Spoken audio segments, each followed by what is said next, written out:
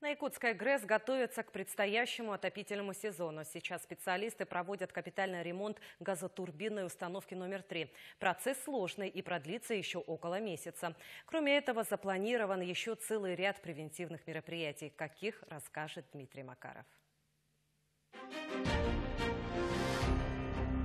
С точностью до миллиметра бригады ремонтников закатывают ротор в газотурбинную установку Якутской ГРЭС. Процесс сложный и трудоемкий. Вес агрегата около 18 тонн. Важно не допустить даже малейшей погрешности. Центровочные работы – это даже важнее, чем сборка корпусов и так далее. То есть сейчас вот самый ответственный момент, потому что от того, как сейчас будет выполнена работа, будет зависеть все состояние вот этого турбоагрегата, газотурбинного двигателя, газотурбинного генератора. Капитальный ремонт турбин по регламенту проводят раз в 5 лет. Плановые в рамках подготовки к зиме каждый год. Работают летом, когда нагрузка минимальная. Это позволяет не останавливать станцию.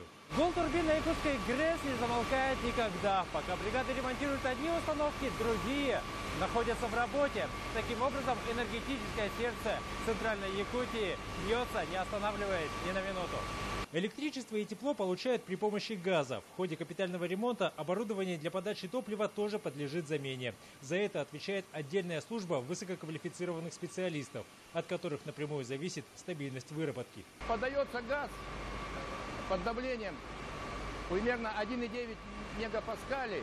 Идет розжиг, и она толкает лопатки турбины, что, соответственно, приводит производству тепловой и электрической энергии. Подготовка к осенне-зимнему периоду 2020-2021 началась еще в апреле. Она будет продолжаться до осени и затронет все важнейшие узлы и агрегаты самой крупной газотурбинной станции на Вечной Мерзлоте. На сентябрь месяц запланировано поэтапное опробование всех газотурбинных установок на аварийном жидком топливе.